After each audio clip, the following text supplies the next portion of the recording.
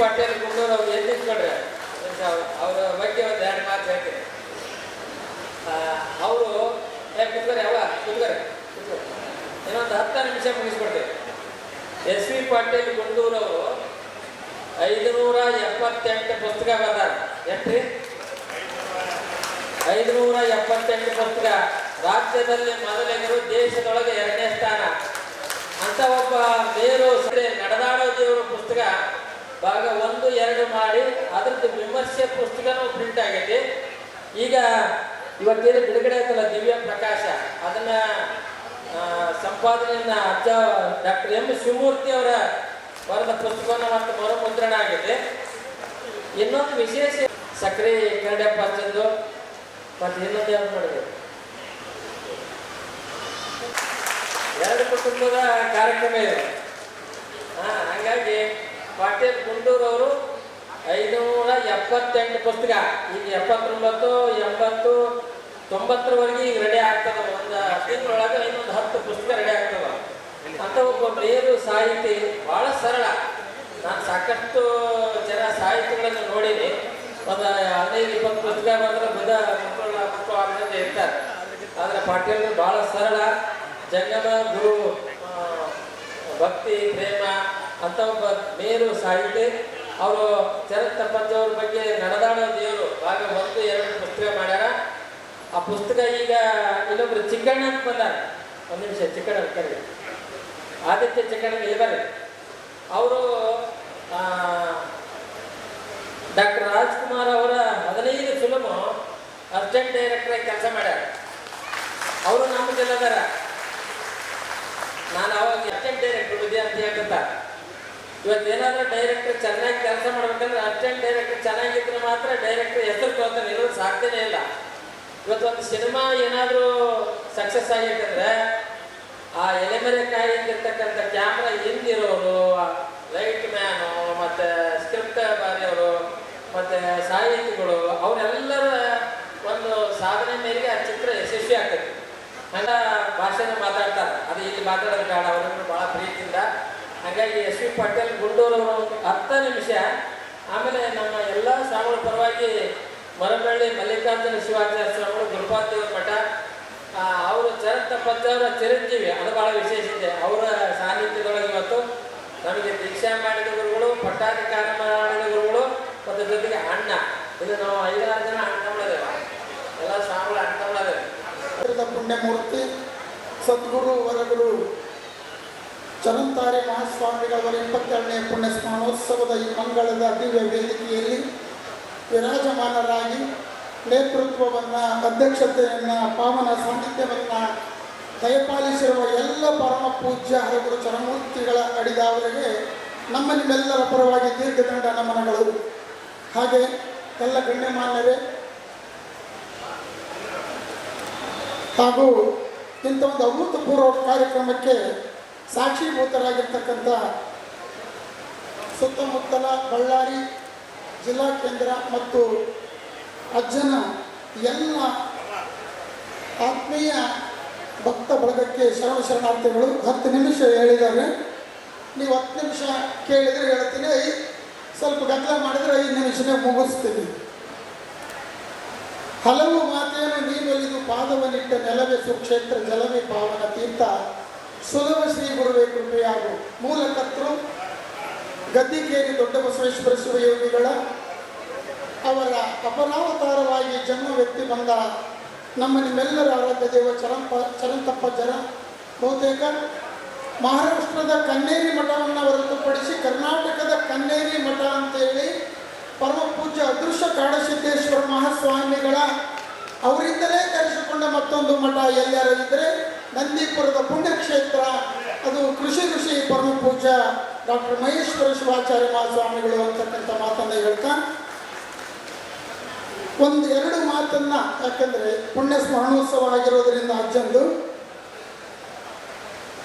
ಹುಟ್ಟುತ್ತಾನೆ ಅಖಂಡ ದಿವ್ಯ ಶಕ್ತಿಯನ್ನು ಪಡ್ಕೊಂಡು ಬಂದಿರತಕ್ಕಂಥ ಆಯಾವ ಚರಂತಪ್ಪಜ್ಜ ಅನೇಕ ಬಾಲ್ಯಲೀಲೆಗಳನ್ನು ಸಹಜವಾಗಿ ತೋರ್ತಾ ಬರತಕ್ಕಂಥ ಸಂದರ್ಭದಲ್ಲಿ ನಮ್ಮಲ್ಲಿ ಒಂದು ಸಂಸ್ಕೃತ ಉಕ್ತಿ ಇದೆ, ಯತ್ರ ನಾರ್ಯಸ್ತು ಪೂಜ್ಯಂತೆ ರಮಂತ್ರೇ ತತ್ರ ದೇವತಃ.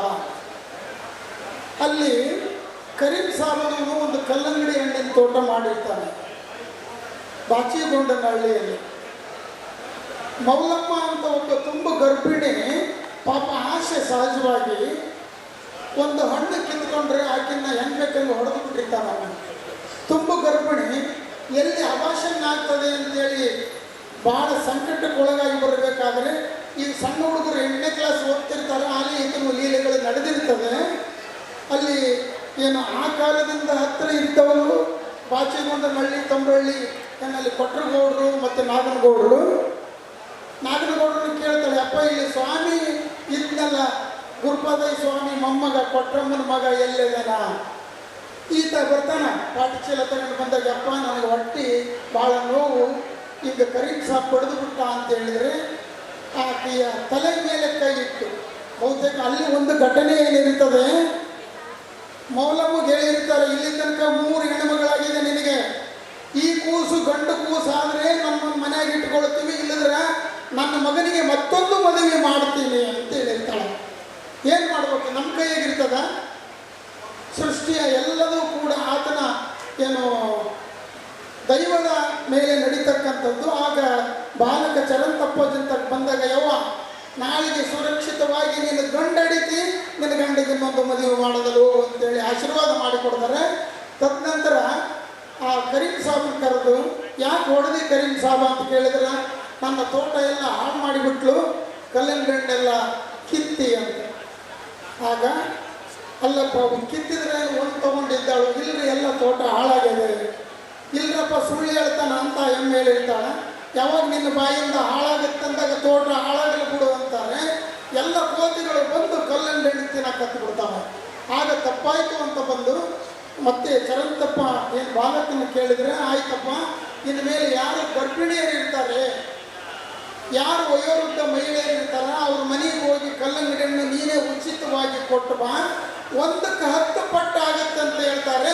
ಆ ರೀತಿ ಅದೇನು ಕಲ್ಲಂಗಡಿಯನ್ನು ಕೊಟ್ಟ 1ಕ್ಕೆ 10 ಪಟ್ಟು ಆಯಿತು ಅಂತ. ಕೈ ಇದ್ದರೆ ಬಡ್ರಿ, ಏನಾಗಲ್ಲ, ಹೇಳಿದ್ರಲ್ಲ ಚಪ್ಪಾಳೆ ತಟ್ಟಕ. ಇಲ್ಲಿ ಮುದ್ರೆಗಳು ಇರ್ತದೆ, ರಕ್ತ ಸಂಚಲನ ಚಲೋ ಆಗ್ತದೆ, ಸೊಳ್ಳೆಗಳು ಸಾಯ್ತವ, ಕಂಡಪಟ್ಟು ಸೊಳ್ಳೆಗಳು. ಚಪ್ಪಾಳೆ ಒಂದು ಪ್ರೋತ್ಸಾಹ. ಇದು ಯಾಕೆ ಇಲ್ಲಿ ಬಂತು ಅಂದರೆ, ಮುಂದೆ ಚರಂತಪ್ಪಜ್ಜ ಅವರು ತೋಟ ಮಾಡ್ತಾರೆ, ಕೃಷಿಯನ್ನು ಮಾಡ್ತಕ್ಕಂಥ ಸಂದರ್ಭದಲ್ಲಿ ವರ್ಗ ವರ್ಣಗಳನ್ನು ಎಣಿಸದೆ ಓಣಿ ಕೇರಿಯನ್ನೆಲ್ಲ ಎಲ್ಲ ವಯೋವೃದ್ಧ ಮಹಿಳೆಯರನ್ನ, ಗರ್ಭಿಣಿಯರನ್ನ ಬಂಡಿಯಲ್ಲಿ ಕರ್ಕೊಂಡೋಗಿ ತೋಟದ ಕೆಲಸಕ್ಕೆ ಕರ್ಕೊಂಡೋಗಿ ಕೆಲಸ ಮಾಡಿಸದೆ ಅವರನ್ನು ಹಾಗೆ ಕೂಡಿಸಿ ಚಾ ಮತ್ತು ಪ್ರಸಾದ ಕೊಟ್ಟು 1 ರೂಪಾಯಿ ಹೆಚ್ಚು ಕೊಡ್ತಾರೆ ಆ ಕಾಲದಲ್ಲಿ ಮಹಿಳೆಯರಿಗೆ. ಇದು ಎಲ್ಲ ಸರ್ಕಾರಗಿದಾಗಿ ಬುದ್ಧಿ ಹಿಂಗೆ ಮಾಡಿದ್ರೆ ಹೆಂಗ್ರಪ್ಪ ಭಾಳ ಇದಾಗ್ತದೆ. ಇಲ್ಲ, ಮಹಿಳೆಯರನ್ನು ಗೌರವಿಸಬೇಕು, ಸ್ವತಃ ಆದಿಶಕ್ತಿಯನ್ನು ಪೂಜಿಸಿದಂತೆ ಅಂತೇಳಿ ಸುಮ್ಮನೆ ಕುಂದರಿಸಿ ಕೂಲಿ ಕೊಟ್ಟ ಮಠ ಭಾರತದಲ್ಲಿ ಎಲ್ಲಾರಿದ್ರೆ ಗದ್ದಿಕೇರಿ ಮಠ ಒಂದು ಸತ್ಯವಾದ ಘಟನೆ. ಇದು ಅನೇಕ ಲೀಲೆಗಳನ್ನು ಕೂಡ ಅದರಲ್ಲಿ ಆಗಿದೆ. ಅದಕ್ಕೆ ಅಸಾಧ್ಯವಾಗಿದ್ದು ಇಲ್ಲ ಅಂತ ಅಜ್ಜವ್ರನ್ನ ನೀವು ನೋಡದೇ ಇರ್ಬೋದು. ಇದು ಒಂದು ಹೋಲ್ಸೇಲ್ ಅಂಗಡಿಯಪ್ಪ, ನಾನು ಕೊಡ್ತೀನಿ, ನಾನು ಗಲ್ಲದ ಮೇಲೆ ಕುಂತೀನಿ, ಕೊಡೋನ ಅಜ್ಜದನ ಏನಾರ ಕೇಳ್ರಿ ಅಂತ ಹೇಳ್ತಾರೆ ಅವರು. ಅದಕ್ಕೆ ಅನೇಕ ವರಗಳನ್ನು ಪಡೆದವರು ಇದ್ದಾರೆ. ಒಮ್ಮೆ ಒಂದೇನು ಮಾಡ್ತಾರೆ, ಮುಂದ್ಗಡೆ ಅಜ್ಜ ನಡ್ಕೊಂಡು ಹೋಗ್ತಿರ್ತಾನೆ, ಹಿಂದ್ಗಡೆ ತಮ್ರಳ್ಳಿ ನಾಗನಗೌಡ ಕೊಟ್ರಗೂಡು ಹೋಗ್ಬೇಕಾದ್ರೆ, ನಿಂದು ಭಾಳ ಆತಪ್ಪ, ಬರೀ ಸುಳ್ಳು ಮಾತಾಡ್ತೀವಿ ಅಂತ ಅವರು ಮಾತಾಡ್ತಾರೆ.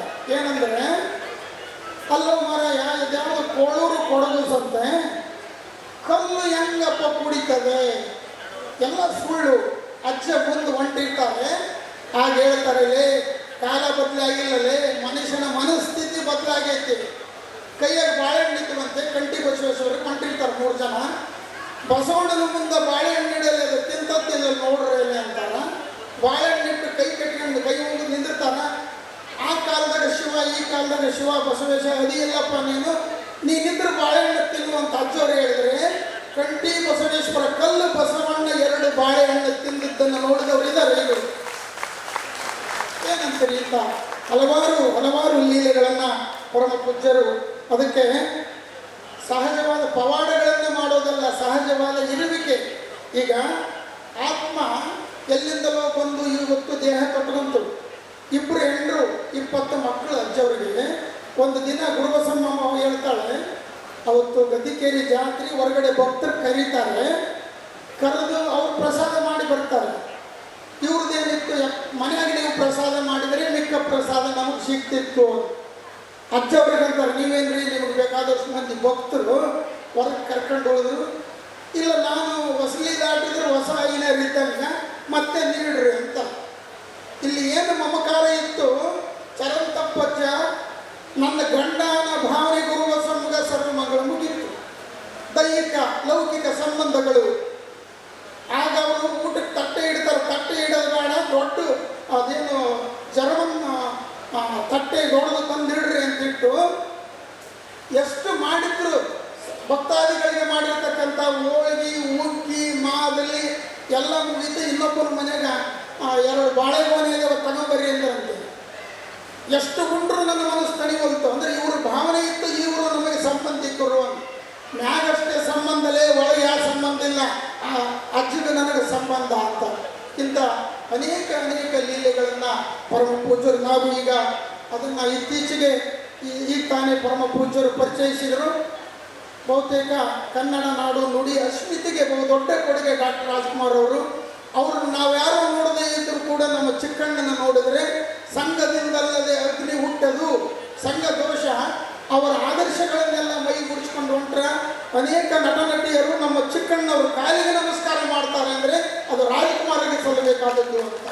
ಹಾಗಾಗಿ ಇವರ ಒಂದು ನೇತೃತ್ವದಲ್ಲಿ ನಂದೀಪುರದ ನಂದಾದೀಪ ಅಂತೇಳಿ ಬಹುತೇಕ ಇಲ್ಲಿವರೆಗೂ ಅಧ್ಯಾತ್ಮ ಚಿತ್ರ ಕ್ಷೇತ್ರದಲ್ಲಿ ಅಂತ ಸಿನಿಮಾ ಬರಬಾರದು ಅಂಥದ್ದೊಂದು ಚಿತ್ರಕಥೆಯನ್ನು ಅವರು ಮಾಡಿದ್ದಾರೆ. ಭಾಳ ಜನ ಗಣ್ಯಮಾನ್ಯರನ್ನು ಅದರಲ್ಲಿ ಕಲಾವಿದರನ್ನು ತಗೊಂಡಿವಿ. ಇಲ್ಲಿನ ಭಕ್ತಾದಿಗಳಲ್ಲಿ ಯಾರ್ಯಾರು ಸೂಟ್ ಹಾಕ್ತಾರೆ ಒಂದು ಅಡಿಷನ್ ಮಾಡ್ತಾರೆ.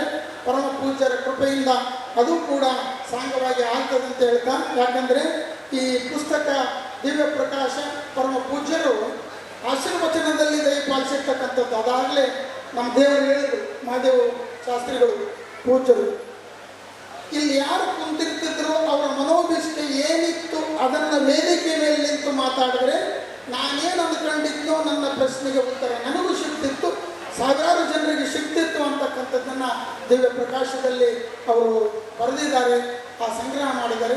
ಸಾಧ್ಯ ಆದರೆ ಅದನ್ನೆಲ್ಲರೂ ಕೊಂಡು ಹೋಗ್ರಿ ಅಂತ ಹೇಳ್ತಾ ಅವಕಾಶಕ್ಕಾಗಿ ವಂದಿಸಿ ನನ್ನ ತೊದಲು ನುಡಿಯುವ ಪುಷ್ಪದ ಸೇವೆಯನ್ನು ಪರಮ ಪೂಜ್ಯರ ದಿವ್ಯ ಚರಣಗಳಿಗೆ ಅರ್ಪಿಸಿ ನನ್ನ ಮಾತಿಗೆ ವಿರಾಮಿಸುತ್ತೇನೆ. ಕ್ಷಮಿಸುತ್ತೇನೆ.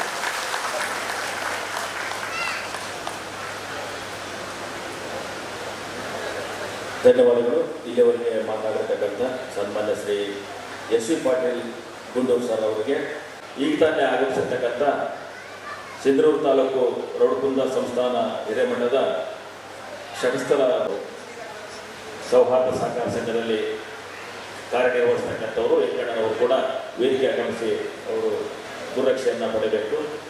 ಕಾರ್ಯಕ್ರಮದ ಕೊನೆಯ ಹಂತಕ್ಕೆ ನಾವು ಬಂದಿದ್ದೇವೆ. ಈ 3 ದಿನಗಳ ಕಾಲ ಅತ್ಯಂತ ವಿಜೃಂಭಣೆಯಿಂದ ನಡೆದಿರ್ತಕ್ಕಂಥ ಹೇಳ್ಕೊಳ್ತಾ ಇದ್ದೇನೆ. ಸಮಯದ ಅಭಾವದಿಂದ